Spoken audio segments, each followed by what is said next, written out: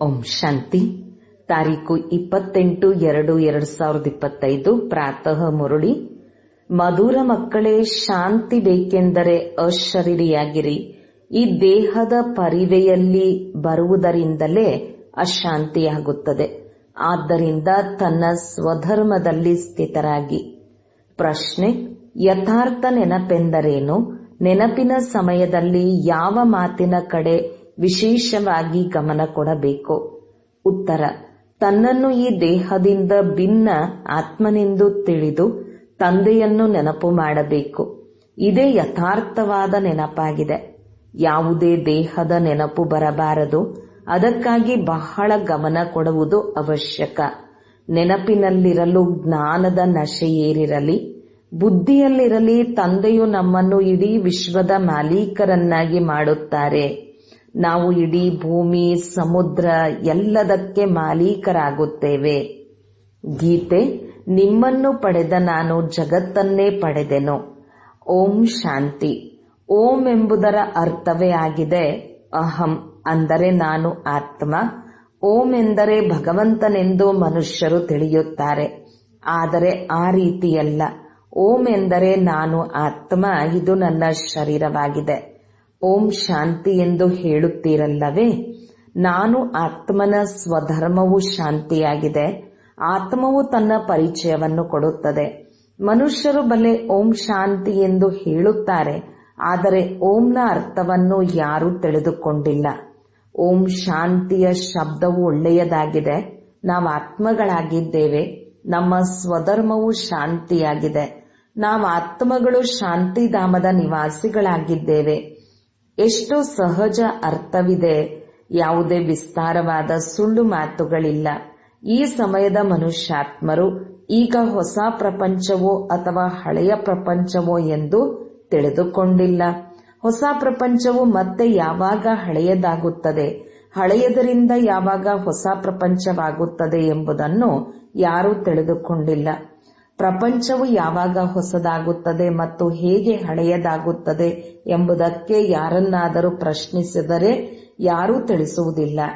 ಈಗಂತೂ ಕಲಿಯುಗವು ಹಳೆಯ ಪ್ರಪಂಚವಾಗಿದೆ. ಸತ್ಯಯುಗಕ್ಕೆ ಹೊಸ ಪ್ರಪಂಚವೆಂದು ಕರೆಯಲಾಗುತ್ತದೆ. ಒಳ್ಳೆಯದು.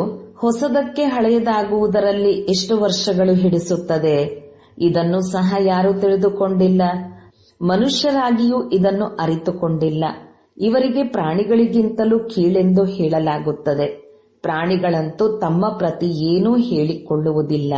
ಆದರೆ ಮನುಷ್ಯರು ಹೇಳುತ್ತಾರೆ, ಹೇ ಪತೀತ ಪಾವನ ಬನ್ನಿ ಎಂದು ಕರೆಯುತ್ತಾರೆ. ಆದರೆ ಅವರನ್ನು ಸ್ವಲ್ಪವೂ ತಿಳಿದುಕೊಂಡಿಲ್ಲ. ಪಾವನ ಶಬ್ದ ಎಷ್ಟು ಚೆನ್ನಾಗಿದೆ. ಪಾವನ ಪ್ರಪಂಚ, ಸ್ವರ್ಗವು ಹೊಸ ಪ್ರಪಂಚವೇ ಆಗಿರುವುದು.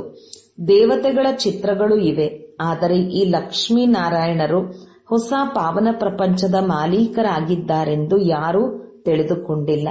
ಇವೆಲ್ಲ ಮಾತುಗಳನ್ನು ಬೇಹದ್ದಿನ ತಂದೆಯ ಕುರಿತು ತಿಳಿಸಿಕೊಡುತ್ತಾರೆ. ಹೊಸ ಪ್ರಪಂಚವೆಂದು ಸ್ವರ್ಗಕ್ಕೆ ಹೇಳಲಾಗುತ್ತದೆ. ದೇವತೆಗಳಿಗೆ ಸ್ವರ್ಗವಾಸಿಗಳೆಂದು ಹೇಳುತ್ತಾರೆ. ಈಗಂತೂ ಹಳೆಯ ಪ್ರಪಂಚ ನರಕವಾಗಿದೆ. ಇಲ್ಲಿ ಮನುಷ್ಯರು ನರಕವಾಸಿಗಳಾಗಿದ್ದಾರೆ.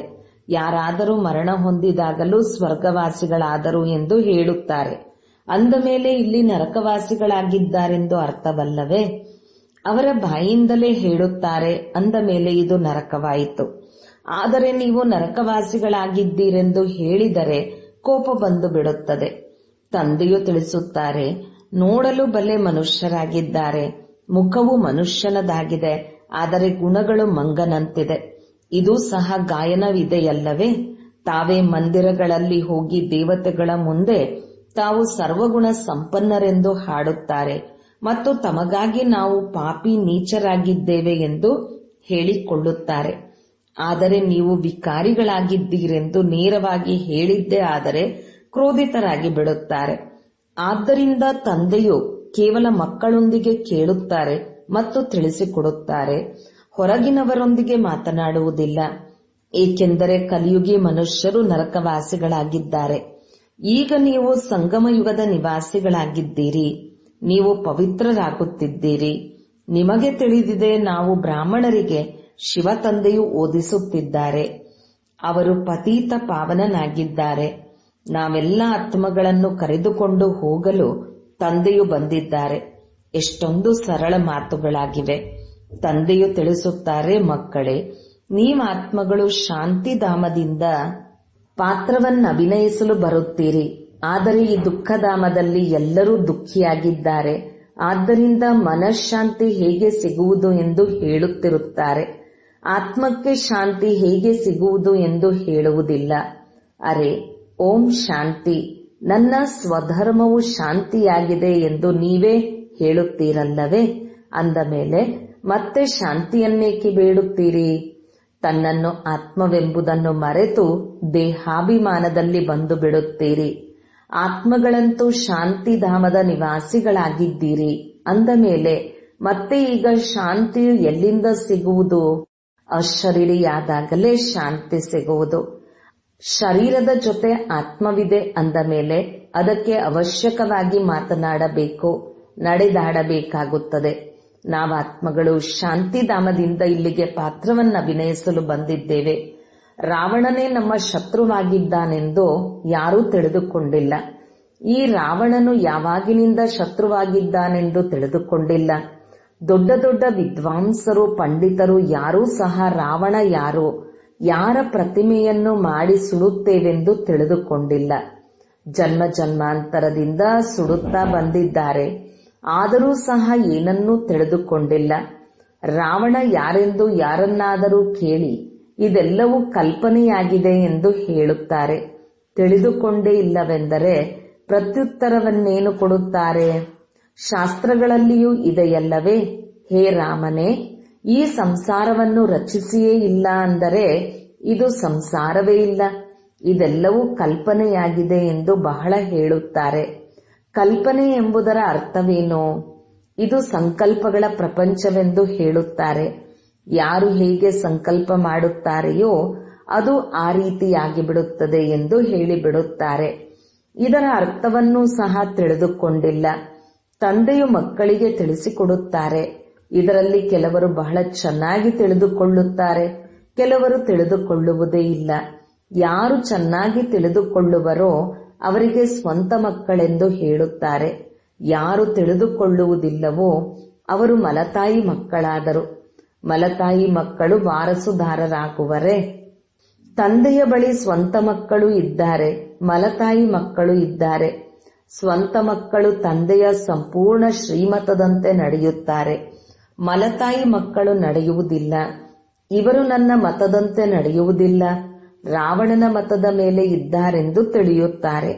ರಾಮ ಮತ್ತು ರಾವಣ ಎರಡು ಶಬ್ದಗಳಿವೆ. ಹಾಗೆಯೇ ರಾಮರಾಜ್ಯ ಮತ್ತು ರಾವಣ ರಾಜ್ಯ ಈಗ ಸಂಗಮವಾಗಿದೆ. ತಂದೆಯು ತಿಳಿಸುತ್ತಾರೆ, ಇವರೆಲ್ಲ ಬ್ರಹ್ಮ ಕುಮಾರ ಕುಮಾರಿಯರು ಶಿವ ತಂದೆಯಿಂದ ಆಸ್ತಿಯನ್ನು ಪಡೆಯುತ್ತಿದ್ದಾರೆ. ನೀವು ಪಡೆಯುವಿರಾ? ಶ್ರೀಮತದಂತೆ ನಡೆಯುತ್ತೀರಾ? ಆಗ ಯಾವ ಮತವೆಂದು ಕೇಳುತ್ತಾರೆ. ತಂದೆಯು ಶ್ರೀಮತವನ್ನು ಕೊಡುತ್ತಾರೆ, ಪವಿತ್ರರಾಗಿ. ನಾವು ಪವಿತ್ರರಾಗಿದ್ದು ಪತಿಯು ಒಪ್ಪದಿದ್ದರೆ ನಾನೇನು ಮಾಡಲಿ ಎಂದು ಹೇಳುತ್ತಾರೆ. ತಂದೆಯಂತೂ ನಮ್ಮ ಪತಿ ಪರಮೇಶ್ವರನಾಗಿದ್ದಾರೆ. ಏಕೆಂದರೆ ಭಾರತದಲ್ಲಿ ಪತಿಯು ನಿಮ್ಮ ಗುರು, ಇಡೀ ಸರ್ವಸ್ವವೆಂದು ಕಲಿಸಿಕೊಡಲಾಗುತ್ತದೆ. ಆದರೆ ಈ ರೀತಿ ಯಾರೂ ತಿಳಿದುಕೊಳ್ಳುವುದಿಲ್ಲ. ಆ ಸಮಯದಲ್ಲಿ ಹೌದು ಎಂದು ಹೇಳುತ್ತಾರೆ, ಆದರೆ ಪಾಲಿಸುವುದೇ ಇಲ್ಲ. ಆದರೂ ಸಹ ಮಂದಿರಗಳಿಗೆ ಹೋಗುತ್ತಾರೆ. ನಾನು ಹೊರಗಡೆ ಹೋಗಬೇಡ, ನಾನು ರಾಮನ ಮೂರ್ತಿಯನ್ನು ಮನೆಯಲ್ಲಿಯೇ ತಂದಿಡುತ್ತೇನೆ, ಮತ್ತೆ ಅಯೋಧ್ಯೆ ಮೊದಲಾದ ಕಡೆ ಹೋಗಿ ಏಕೆ ಅಲೆದಾಡುತ್ತೀಯ ಎಂದು ಮನುಷ್ಯರು ಕೇಳುತ್ತಾರೆ. ಇದಕ್ಕೆ ಒಪ್ಪುವುದಿಲ್ಲ. ಇದು ಭಕ್ತಿ ಮಾರ್ಗದ ಅಲೆದಾಟವಾಗಿದೆ. ಅವರು ಅವಶ್ಯಕವಾಗಿ ಅಲೆದಾಡುತ್ತಾರೆ. ತಂದೆಯು ಇದನ್ನು ಒಪ್ಪುವುದಿಲ್ಲ. ಅದಂತೂ ಅವರ ಮಂದಿರವಾಗಿದೆ ಎಂದು ತಿಳಿಯುತ್ತಾರೆ. ಅರೆ, ನೀವು ರಾಮನನ್ನು ನೆನಪು ಮಾಡಬೇಕು ಅಥವಾ ಮಂದಿರವನ್ನು? ಆದರೆ ತಿಳಿದುಕೊಳ್ಳುವುದೇ ಇಲ್ಲ. ಭಕ್ತಿ ಮಾರ್ಗದಲ್ಲಿ ಹೇ ಭಗವಂತ, ಸದ್ಗತಿ ಮಾಡಿ ಎಂದು ಕೇಳುತ್ತಾರೆ. ಏಕೆಂದರೆ ಅವರೊಬ್ಬರೇ ಸರ್ವರ ಸದ್ಗತಿದಾತನಾಗಿದ್ದಾರೆ. ಅಂದ ಮೇಲೆ ಅವರು ಯಾವಾಗ ಬರುತ್ತಾರೆ ಎಂಬುದನ್ನು ಸಹ ತಿಳಿದುಕೊಂಡಿಲ್ಲ. ತಂದೆಯು ತಿಳಿಸುತ್ತಾರೆ, ರಾವಣನೇ ನಮ್ಮ ಶತ್ರುವಾಗಿದ್ದಾನೆ. ರಾವಣನದು ವಿಚಿತ್ರವೇನೆಂದರೆ ರಾವಣನನ್ನು ಸುಡುತ್ತಾ ಬಂದಿದ್ದಾರೆ. ಆದರೆ ಸಾಯುವುದೇ ಇಲ್ಲ. ರಾವಣನೆಂದರೆ ಯಾರೆಂಬುದನ್ನೂ ಸಹ ತಿಳಿದುಕೊಂಡಿಲ್ಲ. ಈಗ ನೀವು ಮಕ್ಕಳು ತಿಳಿದುಕೊಂಡಿದ್ದೀರಿ. ನಮಗೆ ಬೇಹದ್ದಿನ ತಂದೆಯಿಂದ ಆಸ್ತಿಯು ಸಿಗುತ್ತದೆ. ಶಿವ ಜಯಂತಿಯನ್ನು ಆಚರಿಸುತ್ತಾರೆ, ಆದರೆ ಶಿವನನ್ನೂ ಸಹ ತಿಳಿದುಕೊಂಡಿಲ್ಲ. ಸರ್ಕಾರದವರಿಗೂ ಸಹ ನೀವು ತಿಳಿಸುತ್ತೀರಿ, ಶಿವನು ಭಗವಂತನಾಗಿದ್ದಾನೆ. ಅವರೇ ಕಲ್ಪಕಲ್ಪವೂ ಬಂದು ಭಾರತವನ್ನು ನರಕವಾಸಿಯಿಂದ ಸ್ವರ್ಗವಾಸಿ, ಭಿಕ್ಷುಕನಿಂದ ರಾಜಕುಮಾರನನ್ನಾಗಿ ಮಾಡುತ್ತಾರೆ. ಪತಿತರನ್ನು ಪಾವನ ಮಾಡುತ್ತಾರೆ. ಅವರೇ ಸರ್ವರ ಸದ್ಗತಿದಾತನಾಗಿದ್ದಾರೆ. ಈ ಸಮಯದಲ್ಲಿ ಎಲ್ಲಾ ಮನುಷ್ಯಾತ್ಮರು ಇಲ್ಲಿದ್ದಾರೆ. ಕ್ರಿಸ್ತನ ಆತ್ಮವೂ ಸಹ ಯಾವುದಾದರೊಂದು ಜನ್ಮದಲ್ಲಿ ಇಲ್ಲಿಯೇ ಇದೆ. ಹಿಂತಿರುಗಿ ಹೋಗಲು ಯಾರಿಗೂ ಸಾಧ್ಯವಿಲ್ಲ. ಇವರೆಲ್ಲರ ಸದ್ಗತಿ ಮಾಡುವವರು ಒಬ್ಬರೇ ತಂದೆಯಾಗಿದ್ದಾರೆ.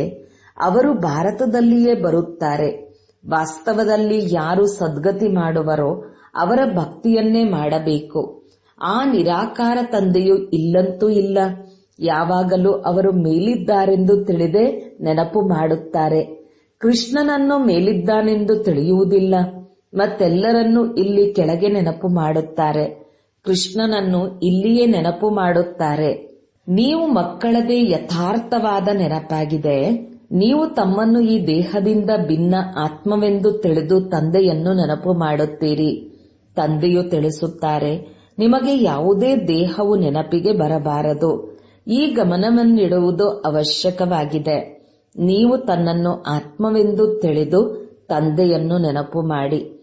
ತಂದೆಯು ನಮ್ಮನ್ನು ಇಡೀ ವಿಶ್ವದ ಮಾಲೀಕರನ್ನಾಗಿ ಮಾಡುತ್ತಾರೆ. ಇಡೀ ಸಾಗರ, ಆಕಾಶ, ಭೂಮಿ ಎಲ್ಲದರ ಮಾಲೀಕರನ್ನಾಗಿ ಮಾಡುತ್ತಾರೆ. ಈಗಂತೂ ಎಷ್ಟೊಂದು ತುಂಡು ತುಂಡಾಗಿ ಬಿಟ್ಟಿದೆ. ಒಬ್ಬರು ಇನ್ನೊಬ್ಬರ ಜಾಗದಲ್ಲಿ ಬರಲು ಬಿಡುವುದಿಲ್ಲ. ಸತ್ಯಯುಗದಲ್ಲಿ ಈ ಮಾತುಗಳಿರುವುದಿಲ್ಲ. ಭಗವಂತನು ಒಬ್ಬರೇ ಆಗಿದ್ದಾರೆ. ಎಲ್ಲರೂ ತಂದೆಯರೇ ತಂದೆಯರಾಗಿದ್ದಾರೆ ಎಂದಲ್ಲ. ಹಿಂದೂ ಚೀನಿ ಭಾಯಿ ಭಾಯಿ, ಹಿಂದೂ ಮುಸ್ಲಿಂ ಭಾಯಿ ಭಾಯಿ, ಸಹೋದರ ಸಹೋದರ ಎಂದು ಹೇಳುತ್ತಾರೆ. ಆದರೆ ಅರ್ಥವನ್ನು ತಿಳಿದುಕೊಂಡಿಲ್ಲ. ಹಿಂದೂ ಮುಸಲ್ಮಾನರು ಸಹೋದರ ಸಹೋದರಿ ಎಂದು ಹೇಳುವುದಿಲ್ಲ. ಆತ್ಮಗಳು ಪರಸ್ಪರ ಎಲ್ಲರೂ ಸಹೋದರರಾಗಿದ್ದಾರೆ. ಆದರೆ ಈ ಮಾತನ್ನು ತಿಳಿದುಕೊಂಡಿಲ್ಲ. ಶಾಸ್ತ್ರ ಮೊದಲಾದವುಗಳನ್ನು ಕೇಳುತ್ತಾ ಸತ್ಯ ಸತ್ಯವೆಂದು ಹೇಳುತ್ತಿರುತ್ತಾರೆ. ಅರ್ಥವೇನೂ ಇಲ್ಲ. ವಾಸ್ತವದಲ್ಲಿ ಇಲ್ಲಿ ಸುಳ್ಳು ಅಸತ್ಯವಿದೆ. ಸತ್ಯಖಂಡದಲ್ಲಿ ಸತ್ಯವೇ ಸತ್ಯವನ್ನು ಹೇಳುತ್ತಾರೆ. ಇಲ್ಲಿ ಅಸತ್ಯವೇ ಅಸತ್ಯವಿದೆ. ನೀವು ಸುಳ್ಳು ಹೇಳಿದಿರೆಂದು ಯಾರಿಗಾದರೂ ಹೇಳಿದರೆ ಅವರು ಮುನಿಸಿಕೊಳ್ಳುತ್ತಾರೆ. ನೀವು ಸತ್ಯವನ್ನು ಹೇಳಿದರೂ ಸಹ ಕೆಲವರು ನಿಂದನೆ ಮಾಡತೊಡಗುತ್ತಾರೆ. ಈಗ ತಂದೆಯನ್ನಂತೂ ನೀವು ಬ್ರಾಹ್ಮಣರೇ ತಿಳಿದುಕೊಂಡಿದ್ದೀರಿ. ನೀವು ಮಕ್ಕಳು ಈಗ ದೈವಿ ಗುಣಗಳನ್ನು ಧಾರಣೆ ಮಾಡುತ್ತೀರಿ. ನಿಮಗೆ ತಿಳಿದಿದೆ, ಈಗ ಪಂಚತತ್ವಗಳು ತಮೋ ಪ್ರಧಾನವಾಗಿದೆ. ಇತ್ತೀಚಿನ ದಿನಗಳಲ್ಲಿ ಮನುಷ್ಯರು ಭೂತಗಳ ಪೂಜೆ ಮಾಡುತ್ತಾರೆ. ಭೂತಗಳ ನೆನಪೇ ಇರುತ್ತದೆ. ತಂದೆಯು ತಿಳಿಸುತ್ತಾರೆ, ತನ್ನನ್ನು ಆತ್ಮವೆಂದು ತಿಳಿದು ತಂದೆಯನ್ನು ನೆನಪು ಮಾಡಿ. ಭೂತಗಳನ್ನು ನೆನಪು ಮಾಡಬೇಡಿ. ಗೃಹಸ್ಥ ವ್ಯವಹಾರದಲ್ಲಿರುತ್ತಾ ಬುದ್ಧಿಯೋಗವನ್ನು ತಂದೆಯ ಜೊತೆ ಜೋಡಿಸಿ.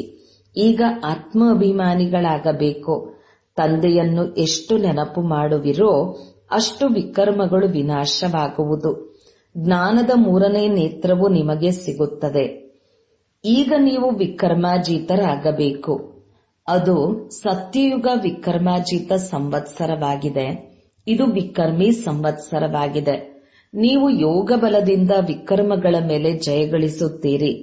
ಭಾರತದ ಯೋಗವು ಪ್ರಸಿದ್ಧವಾಗಿದೆ. ಮನುಷ್ಯರು ತಿಳಿದುಕೊಂಡಿಲ್ಲ. ಸನ್ಯಾಸಿಗಳು ಸಹ ವಿದೇಶದಲ್ಲಿ ಹೋಗಿ ನಾವು ಭಾರತದ ಯೋಗವನ್ನು ಕಲಿಸಲು ಬಂದಿದ್ದೇವೆಂದು ಹೇಳುತ್ತಾರೆ. ಇವರು ಹಠಯೋಗಿ ಆಗಿದ್ದಾರೆಂದರೆ ಇವರು ರಾಜಯೋಗವನ್ನು ಕಲಿಸಲು ಸಾಧ್ಯವಿಲ್ಲ ಎಂಬುದು ವಿದೇಶಿಯರಿಗೆ ತಿಳಿದೇ ಇಲ್ಲ. ನೀವು ರಾಜ ಋಷಿಗಳಾಗಿದ್ದೀರಿ. ಅವರು ಸೀಮಿತವಾದ ಸನ್ಯಾಸಿಗಳು. ನೀವು ಬೇಹದ್ದಿನ ಸನ್ಯಾಸಿಗಳಾಗಿದ್ದೀರಿ. ಹಗಲು ರಾತ್ರಿಯ ಅಂತರವಿದೆ. ನೀವು ಬ್ರಾಹ್ಮಣರ ವಿನಃ ಮತ್ಯಾರೂ ರಾಜಯೋಗವನ್ನು ಕಲಿಸಲು ಸಾಧ್ಯವಿಲ್ಲ. ಇವು ಹೊಸ ಮಾತುಗಳಾಗಿವೆ. ಹೊಸ ವ್ಯಕ್ತಿಗಳು ಇದನ್ನು ತಿಳಿದುಕೊಳ್ಳಲು ಸಾಧ್ಯವಿಲ್ಲ. ಆದ್ದರಿಂದ ಹೊಸಬರಿಗೆ ಎಂದು ಅನುಮತಿ ಕೊಡುವುದಿಲ್ಲ. ಇದು ಇಂದ್ರ ಸಭೆ ಆಗಿದೆಯಲ್ಲವೇ? ಈ ಸಮಯದಲ್ಲಿ ಎಲ್ಲರೂ ಕಲ್ಲು ಬುದ್ಧಿಯವರಾಗಿದ್ದಾರೆ. ಸತ್ಯಯುಗದಲ್ಲಿ ನೀವು ಪಾರಸ ಬುದ್ಧಿಯವರಾಗುತ್ತೀರಿ. ಈಗ ಸಂಗಮವಾಗಿದೆ. ತಂದೆಯ ವಿನಃ ಮತ್ಯಾರೂ ಕಲ್ಲಿನ ಸಮಾನರಿಂದ ಪಾರಸ ಬುದ್ಧಿಯ ಸಮಾನರನ್ನಾಗಿ ಮಾಡಲು ಸಾಧ್ಯವಿಲ್ಲ. ಇಲ್ಲಿ ನೀವು ಪಾರಸ ಬುದ್ಧಿಯವರಾಗಲು ಬಂದಿದ್ದೀರಿ. ಅವಶ್ಯಕವಾಗಿ ಭಾರತವು ಚಿನ್ನದ ಪಕ್ಷಿಯಾಗಿತ್ತಲ್ಲವೇ? ಈ ಲಕ್ಷ್ಮೀನಾರಾಯಣರು ವಿಶ್ವದ ಮಾಲೀಕರಾಗಿದ್ದರು. ಇವರು ಎಂದು ರಾಜ್ಯ ಮಾಡುತ್ತಿದ್ದರು ಎಂಬುದು ಯಾರಿಗೂ ತಿಳಿದಿಲ್ಲ. ಇಂದಿಗೆ 5000 ವರ್ಷಗಳ ಮೊದಲು ಇವರ ರಾಜ್ಯವಿತ್ತು. ಇವರು ಮತ್ತೆ ಎಲ್ಲಿ ಹೋದರು? 84 ಜನ್ಮಗಳನ್ನು ಪಡೆದುಕೊಂಡರೆಂದು ನೀವು ಹೇಳುತ್ತೀರಿ. ಈಗ ತಮೋಪ್ರಧಾನರಾಗಿದ್ದಾರೆ. ಮತ್ತೆ ತಂದೆಯ ಮೂಲಕ ಸತೋಪ್ರಧಾನರಾಗುತ್ತಿದ್ದಾರೆ. ತತತ್ವಂ. ಈ ಜ್ಞಾನವನ್ನು ತಂದೆಯ ವಿನಃ ಮತ್ಯಾವ ಸಾಧು ಸಂತ ತಿಳಿಸಲು ಸಾಧ್ಯವಿಲ್ಲ. ಅದು ಭಕ್ತಿ ಮಾರ್ಗವಾಗಿದೆ. ಇದು ಜ್ಞಾನ ಮಾರ್ಗವಾಗಿದೆ. ನೀವು ಮಕ್ಕಳ ಬಳಿ ಒಳ್ಳೊಳ್ಳೆಯ ಗೀತೆಗಳು ಇವೆ. ಅದನ್ನು ಕೇಳಿದಾಗ ರೋಮಾಂಚನವಾಗಿ ನಿಂತು ಬಿಡುತ್ತೀರಿ. ಖುಷಿಯ ನಶೆಯು ಒಮ್ಮೆಲೆ ಏರು ಬಿಡುವುದು. ಮತ್ತೆ ಆ ನಶೆಯು ಸ್ಥಿರವಾಗಿರಬೇಕು. ಇದು ಜ್ಞಾನಾಮೃತವಾಗಿದೆ. ಹೇಗೆ ಅವರು ಮದ್ಯಪಾನ ಸೇವಿಸಿದರೆ ನಶೆಯು ಏರಿಬಿಡುತ್ತದೆ. ಇದಂತೂ ಜ್ಞಾನಾಮೃತವಾಗಿದೆ. ನಿಮ್ಮ ನಶೆಯು ಸದಾ ಏರಿರಬೇಕು ಎಂದು ಇಳಿಯಬಾರದು. ನೀವು ಈ ಲಕ್ಷ್ಮೀನಾರಾಯಣರನ್ನು ನೋಡಿ ಎಷ್ಟೊಂದು ಖುಷಿಯಾಗುತ್ತೀರಿ. ಏಕೆಂದರೆ ನಿಮಗೆ ತಿಳಿದಿದೆ, ನಾವು ಶ್ರೀಮತದಂತೆ ಪುನಃ ಶ್ರೇಷ್ಠಾಚಾರಿಗಳಾಗುತ್ತಿದ್ದೇವೆ. ಇಲ್ಲಿ ನೋಡುತ್ತಿದ್ದರೂ ಸಹ ಬುದ್ಧಿಯೋಗವು ತಂದೆ ಮತ್ತು ಆಸ್ತಿಯಲ್ಲಿ ತೊಡಗಿರಲಿ. ಒಳ್ಳೆಯದು.